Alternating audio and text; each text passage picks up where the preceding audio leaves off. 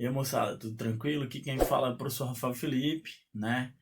E essa semana no nosso canal a gente resolveu trabalhar uma aula sobre um tema que muitas vezes ele é secundarizado pelos professores de história e às vezes é diluído em outros temas, né? Então a gente resolveu separar hoje, eu e a professora Nanda vamos discutir um pouco esse tema, né? Pegar um pouco alguns elementos do que nós chamamos de modernidade, né? Então vamos discutir hoje o processo da modernidade. E aí, primeiro para chamar a atenção de vocês, eu chamo a atenção que é preciso a gente discutir um pouquinho sobre o que seria essa modernidade. E aí, né, trazendo aqui um dos livros importantes e base desse processo aqui, um livro de um autor inglês chamado Frederick James, chama-se Modernidade Singular. Nessa obra, o James ele vai tratar o que seria a modernidade. E aí, assim, o conceito de modernidade deve ser compreendida entre o período da Idade Moderna, né, até a Idade Contemporânea. Então, temporalmente, o nosso tempo vai se passar entre a Idade Moderna e a Idade Contemporânea. Agora, é claro que na Idade Moderna, ali desde o Renascimento até a sua consolidação e sua expansão, o Iluminismo, até a Revolução Francesa, a gente tem um processo de início, né, de formulação do que seria uma modernidade, ou um projeto moderno. E é na era contemporânea, a partir das duas grandes revoluções, a Revolução Francesa e a Revolução Industrial, que esse projeto modernista, ou moderno, ele se consolida, né? Ele tem sua consolidação teórica, sociológica, social e histórica. Professor, então hoje a gente vai trabalhar especificamente o final do século XIX, que é justamente quando esse projeto da modernidade ele já está consolidado, ele já está em consolidação, e aí eu trago para vocês duas grandes obras importantíssimas para a história de um autor chamado Eric Hobsbawm, A Era do Capital e a Era dos Impérios, em que ele vai mostrar justamente o final do século XIX quando se consolida esse projeto moderno. E como é que a gente pode entender esse projeto moderno? Primeiro, o projeto moderno ele existe em contradição a outro projeto, né? Então, o projeto moderno ele só existe como a ideia do novo, do moderno. Se existe o novo, existe o moderno, é porque existiu o arcaico, o atrasado. E a gente pode chamar o arcaico ou atrasado como as heranças, por exemplo, do antigo regime. Então você já conclui aí que a modernidade ela é uma característica eminentemente da sociedade burguesa. Então, as grandes revoluções do século XVII, como a Revolução Inglesa, do século XVIII e XIX, como as revoluções francesas e as revoluções na Europa, são revoluções de caráter moderno ou modernistas, né? Então, todo projeto modernista se depara com um projeto de consolidação de um projeto de uma classe social que seja a burguesia. Então, a burguesia, principalmente após 1848, quando ela retoma na França, principalmente, destrói o antigo regime, ela estaria ali consolidando os projetos modernistas. E quais são as características, professor, desse projeto modernista? A gente tem que pegar em sua gênese ali, ainda no período do Renascimento, esse projeto originário, que é o humanismo, né? A crença no humano, né? Inclusive negando o teocentrismo medieval e consolidando o que nós chamamos de antropocentrismo, ou seja, o homem agora é a medida de todas as coisas. Então, o humano passa a ser importantíssimo, o humano criativo, então é outra característica extremamente importante, né? O humano racional, então a gente passa a valorizar o racionalismo, né? E esse racionalismo se desenvolve, por exemplo, numa crítica científica, daí o cientificismo, e aí a gente pode falar até em surgimento das ciências, que vai ser importantíssimo para a modernidade, né? Você tem o surgimento da ciência física, a astronomia, né? As teorias sobre o movimento da Terra, a discussão, por exemplo, sobre o heliocentrismo, sobre a composição da Terra, né? Você vai ter toda uma discussão naquele período ali entre os séculos XIV, XV e XVI, que vai consolidar o início desse projeto, né? A descoberta de teorias científicas que vão surgir nesse momento, o avanço da física, logo após da química, da biologia. Então, todo esse processo que vai do início do século XV, né, até mais ou menos o final do século XIX, é o que nós vamos dizer aí que é o germe, né, o cerne, a gênese do projeto moderno. Isso é a modernidade. Então, o humanismo, o racionalismo, o cientificismo, a valorização dos saberes, né, o hedonismo, a valorização da prática hedonista, do prazer, né? Então, todo esse movimento que vai ali desde o Renascimento, passando pelo Iluminismo, até se consolidar na sociedade industrial, que a professora não vai discutir mais com vocês, isso aí a gente fala como o projeto modernista, né? O projeto de modernização. Professor, então por que que o senhor falou que o recorte que a gente vai trabalhar nessa aula especificamente é o final do século XIX, início do século XX? Porque as últimas décadas do século XIX é quando o projeto modernista se consolida. De 1870 até a Primeira Guerra Mundial, você tem ali o ápice do projeto modernista. Você tem ali o processo de desenvolvimento das grandes civilizações europeias. Você tem a expansão do modelo industrial, do modelo fabril, da produção em massa, né, da formulação de sistemas produtivos, como é o caso do Fordismo, depois do Taylorismo. Então você tem ali uma produção industrial massiva. Isso é fundamental para o desenvolvimento das sociedades capitalistas, das grandes metrópoles, né? O processo de urbanização que acompanha o desenvolvimento industrial. Então você tem ali, por exemplo, Paris se transformando em cidade modelo do modernismo, né? O urbanismo acelerado, o desenvolvimento dos meios de comunicação, como o telégrafo, o telefone, né? Depois disso, o desenvolvimento do sistema de transportes muito evoluído, como as ferrovias. Então você tem ali no final do século XIX um desenvolvimento industrial que, combinado a um desenvolvimento técnico e científico, vão formular teorias como, por exemplo, a teoria sobre o progresso, né, que já caiu na prova do Enem, importantíssimo, né? A discussão sobre o progresso. O progresso era, naquela época, justamente o salto à frente, o desenvolvimento acelerado das coisas. Então tem tudo a ver, por exemplo, com o surgimento de uma teoria científica chamada positivismo, que também é do final do século XIX, que também vai auxiliar no desenvolvimento da cientificação, né, do avanço das ciências, né? Por exemplo, no século XIX se avança sobre as descobertas técnicas, químicas, vários avanços na química, na biologia, né? Afinal, por exemplo, em meados do século XIX que Charles Darwin produziu o seu livro sobre a evolução das espécies. Então, você tem ali todo um processo de desenvolvimento técnico, científico, que vai ser extremamente importante. E aí, do ponto de vista das economias, dessas grandes civilizações que estão se formando, você vai ter uma necessidade maior de sair, de interagir e de buscar novos mercados, né? Então você vai precisar, por exemplo, formular novos modelos imperiais. Daí vem no final do século XIX o grande modelo imperialista, né? Inglaterra, França, depois, após a sua unificação, Alemanha, Itália, Bélgica, Espanha, Portugal, vão dominar, por exemplo, várias e várias colônias na Ásia e na África, né? Configurando ali o que nós chamamos de neocolonialismo.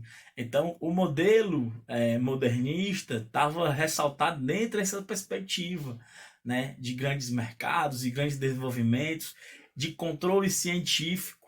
Afinal, a ciência do século XIX servia para um elemento muito importante que era o controle social, né?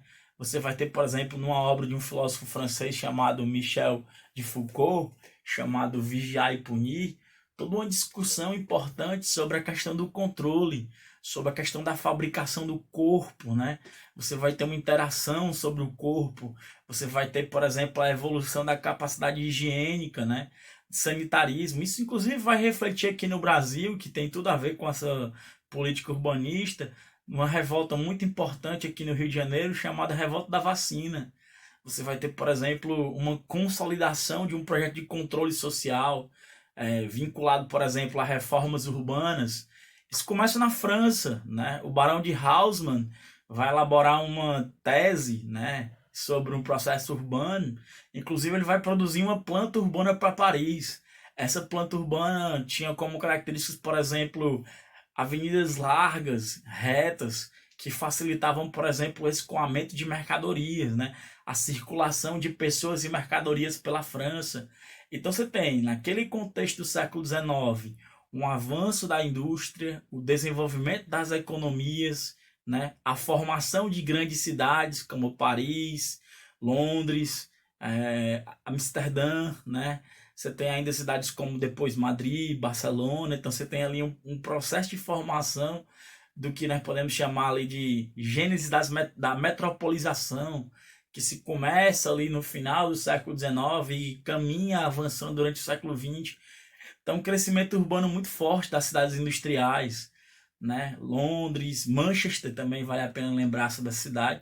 Então, isso é muito importante. E todo esse desenvolvimento vai ser acompanhado, por exemplo, com um projeto científico, um projeto de avanço das ciências, da medicina, né? Da química, da física, da indústria farmacêutica.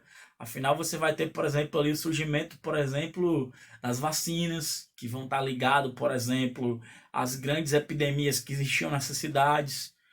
A primeira, por exemplo, vale ressaltar, inclusive tem a ver com o que eu já falei aqui, a revolta da vacina, foi a varíola, né? Uma epidemia muito, muito forte no final do século XIX, aqui no Brasil até o início do século XX. Então, o surgimento das vacinas vai ser extremamente importante para esse processo de desenvolvimento técnico e científico. Ao mesmo tempo que vai ter o descobrimento, por exemplo, dos antibióticos, né? A penicilina é descoberta nesse período, então é muito importante, por exemplo, para você começar a perceber os saltos que a técnica e a medicina vão avançando na sociedade. Isso vai acompanhando uma sociedade industrial, e aí a gente pode chamar de sociedade moderna, sociedade modernista, né? Então, é no século XIX que esses avanços começam a se transformar significantes, né? E o capitalismo começa a se transformar. Você vai ter uma transformação de um capitalismo monopolista, né, para um capitalismo financista, né, um capitalismo financeiro. Então você vai ter a formação de grandes oligopólios, né, a formação das grandes trusts, das grandes holdings. Então você vai ter um avanço do sistema bancário, da produção de matérias-primas, de mercadorias e do processo de especulação financeiro, que vai se dar, por exemplo, com o salto do capital financista nas grandes bolsas de valores, né? Você vai ter um grande avanço ali no início do século XX desse processo. Ao mesmo tempo que o capital vai produzir outras necessidades, como, por exemplo, vai avançar a discussão sobre moda, né? Você vai ter um avanço sobre a questão da moda, você vai ter um avanço sobre o controle social e o espaço urbano, né? E aí, inclusive, esse espaço combinava muito com o debate modernista, porque a gente pode falar, por exemplo, do reflexo sobre a modernidade, sobre o novo, sobre o avanço desse novo, né? Vale a pena chamar a atenção para esse elemento do novo, das novas formas urbanas de se constituir, né? Por exemplo, você vai derrubar os cortiços do Brasil para construir grandes avenidas, para construir parques, para construir lugares de diversão para as elites, né? Então esse elemento é um elemento muito forte na consolidação do processo de modernização do período, né? E como eu disse, né, o processo de avanço do progresso também se dá no desenvolvimento industrial, o avanço das máquinas, a evolução das máquinas, inclusive tem uma questão muito interessante do Enem, que ela colocava as máquinas substituindo os homens, né? A máquina indo trabalhar, operário, eu acho que é em 2015 ou 2016, a máquina indo trabalhar e o homem engraxando a máquina, né? Engraxando um operário maquinho. Então esse processo é um processo extremamente interessante, né? Que vai se resultar, por exemplo, em outras mudanças importantes, como o desemprego estrutural e o avanço desses processos de novas formas de trabalho, né? A indústria se transformando em uma indústria maquinha e necessitando de que os trabalhadores procurem outros setores, e aí começa o processo de ir para o setor terciário, né? O avanço dos serviços nos espaços urbanos. Então, todos esses elementos são elementos extremamente importantes que consolidam o projeto moderno, né? Esse projeto que é extremamente importante, né, de se discutir aqui na história, né? E vai se refletir em outras disciplinas. Por exemplo, esse processo urbano, né? Esse processo de transformação urbana se dá com um processo de modernização urbana muito forte, né? E aí você vai ter, por exemplo, constituições urbanas diferentes, né? Você vai ter processos de urbanizações intensas, né? Uma modernização rápida, e aí você tem toda uma transformação radical disso, né? Começa na França, por isso que a gente vai chamar esse momento de Bela Época ou Belle Époque, né? Que vai influenciar projetos mundiais, como o próprio Brasil, como o Ceará, né? O Ceará, por exemplo, quem vai fazer o S, deve lembrar que o Ceará passou por um processo de transformação e modernização também, né? Que a gente pode chamar da Belle Époque cearense, ali justamente no final do século XIX, início do século XX. Então todo esse clima, toda essa atmosfera cultural e social vai se refletir nas artes, com o surgimento das grandes vanguardas europeias, né? Com o avanço da estética modernista. Então você vai ter, por exemplo, o surrealismo, o impressionismo, o expressionismo, né? As vanguardas europeias que se consolidaram nesse projeto, inclusive uma vanguarda cuja origem é italiana, o futurismo, vai dizer que aquele momento ali era um momento de consolidação e avanço, né? De apogeu do capitalismo, de aclamação ao capitalismo. Então o futurismo vai, de fato, reproduzir artisticamente toda uma discussão sobre as artes, sobre o avanço econômico, sobre o capitalismo, sobre a ideia de modernidade importante na época. E todo esse projeto, esse grande projeto que se consolidou depois das grandes revoluções europeias, né, a Revolução Francesa e a Revolução Industrial, entram em declínio, né, começam essa atmosfera otimista a ser questionada durante a Primeira Guerra Mundial, né? Então a Primeira Guerra Mundial foi um colapso desse primeiro grande momento de consolidação da modernidade, né? Então isso é importante porque a Primeira Guerra Mundial, todo o avanço da ciência, da técnica, se refletiu em grandes avanços militares, por exemplo, as armas, as bombas, a criação de metralhadoras, as armas químicas que foram usadas na guerra. Então isso resultou numa crítica, né, a essa ideia de progresso do século XIX, de uma negação da ideia de progresso. Isso é extremamente importante, né, dessa negação de progresso, de que a sociedade tendia a um progresso rápido e imediato. Então essa crítica foi muito importante. Então essa crítica resulta em novas formulações, né? Inclusive para a historiografia, que vai passar a formular uma crítica à historiografia positivista. Belezinha? Então, galera, espero que tenha dado para compreender um pouco da abordagem sobre a modernidade, compreender que esse tema é um tema extremamente importante, ele se passa ali naquele contexto do final do século XIX, de extrema mudança na Europa e no mundo, e vai até pelo menos o início do século XX com a Primeira Guerra Mundial. Inclusive, o autor que eu já falei aqui, apresentei o livro dele, o Eric Hobsbawm, diz que a Primeira Guerra Mundial é o momento em que se inicia o século XX, pois até 1914 ainda vivíamos as consequências do século XIX. Então, um forte abraço, fiquem com Deus, saúde para todos aí nesse momento de pandemia. Um grande abraço do professor Rafael. Valeu! Então, galera, agora a gente vai discutir uma questãozinha aí do Enem 2016. Diz assim, ó: quanto mais complicada se torna a produção industrial, mais numerosa passava a ser os elementos da indústria, que exigiam garantia de fornecimento. Três delas eram de importância fundamental: o trabalho, a terra e o dinheiro, né? A gente pode até falar aqui, no caso do dinheiro, em capital, né? Em investimento. O trabalho e a terra tem a ver com as forças produtivas, né? O desenvolvimento das forças produtivas. Então, isso é importante. Diz assim, ó: numa sociedade comercial, esse fornecimento só poderia ser organizado de uma forma tornando-se disponíveis à compra. Ou seja, numa sociedade industrializada, o grande processo econômico é o processo de compra, né? De troca, né? De mercantilização. É... Aí ele fala assim, ó: agora eles tinham que se organizar para vender no mercado. Isso, isso estava de acordo com a exigência de um sistema em uma sociedade comercial fornecido só poderia ser organizado. Isso estava de acordo com a exigência de um sistema de mercado, ou seja, todo o sistema industrial estava relacionado a um sistema de mercado, a um sistema de comercialização, de desenvolvimento das vendas, né? Isso tem tudo a ver com a consolidação dos princípios burgueses. Aí ele fala assim, ó: sabemos que em um sistema como esse, os lucros só podem ser assegurados se a garantia da autorregulação por meio dos mercados consumidores independentes. Então, ele fala aqui, ó. A consequência do processo de transformação socioeconômica abordado no texto. E aí, galera, isso aqui tem muito a ver com o que a gente estava discutindo sobre a ideia da modernidade, porque isso aqui tem a ver com o princípio da sociedade burguesa, né? Ele fala assim, ó, letra a expansão das terras comunais. A gente vai perceber que o fim das terras comunais tem tudo a ver com o processo de desenvolvimento industrial, né? Com o processo de consolidação de uma sociedade moderna, né? Isso, inclusive, é uma das transformações entre o novo e o antigo.